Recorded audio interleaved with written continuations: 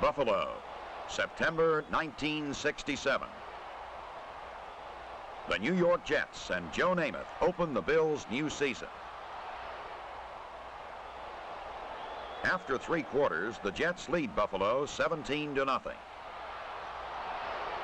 What follows is exciting, unpredictable, unexpected. A baffling trip through 14 games for the 3-time Eastern Division champion Buffalo Bills. To be a winner, a professional football team must win consistently. In 1967, the Buffalo Bills could count only 4 victories after 3 championship years. Possibly the most thrilling victory develops with Buffalo trailing New York 17-0. The injury-riddled Bills rally behind quarterback Jack Kemp. It's the final period in the first game of the year. Kemp calls for the bomb to his new receiver, Art Powell. It's now 17-7. Jack Kemp's very next pass is again to Powell. 37 yards. It's now 17-14, and Bills fans are confident. To keep the rally alive, Buffalo must get a break or make one. Veteran guard Joe O'Donnell tells how the Bills make one. This is a punt by Paul McGuire, and Paul told us in the huddle before we started that he was going to kick for the left-hand corner. And the job of the offensive lineman, of course, is just to get down there as fast as we can and tackle the ball carrier. Well, John Pitts, playing on the outside for us, got down there very fast and touched the football on about the 1-yard line and then slid into the end zone. In my opinion, the ball was touched before John went in the end zone, and being a punt, as soon as that ball is touched by an offensive player, I think it's a dead ball. I could very well be wrong, but at that time I thought I was right, and I was going to let the official know that I thought I was right. Good job, Joe. You won the debate. The yellow stripe is the goal line. Tom Sestak and the Buffalo defense now must keep the Jets right there, pinned inside the 1. We filled the gaps on this particular situation because we knew that they was going to try to run anywhere from the center on out to the tackle. Snell ran up in the 2-hole, and there was a double team on between the center and the guard, and I just played my ground, and he ran right into my arms. And Joe figured he had to go back and pass. And we had good coverage on.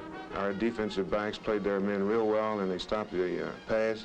And so that forced them into a 3rd down and 10 situation. In that situation, they had to run again in order to get a little punting room for their punter. But in this case, we stopped them again, and they had to go into the punting situation. Inches from disaster, the Jets punt from their end zone. The kick sets Buffalo's offense up with good field position.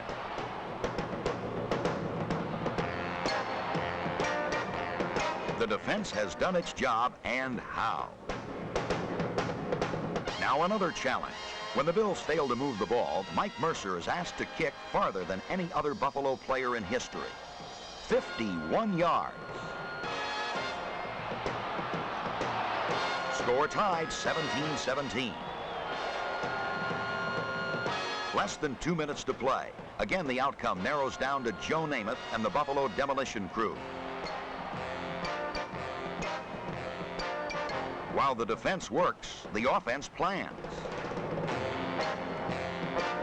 The Bills have beaten the Jets 7 out of the last 8 games. A victory here after trailing 17-0 could be the most exciting comeback in Buffalo history. New York is halted and must give up the ball with a minute to play. The Bills are 82 yards away from victory. A pass to another new face. Keith Lincoln spots Buffalo at midfield.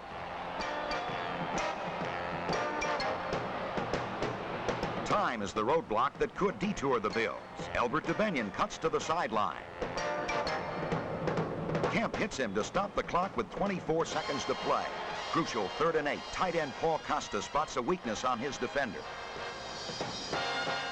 So he was playing off me a little bit, looking for the bomb more or less, and I just kind of cut it short.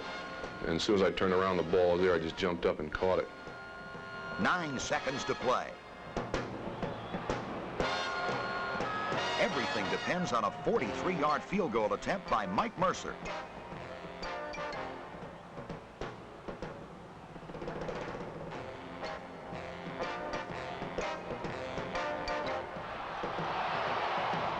Bills win 20-17. A miraculous comeback that seemed impossible.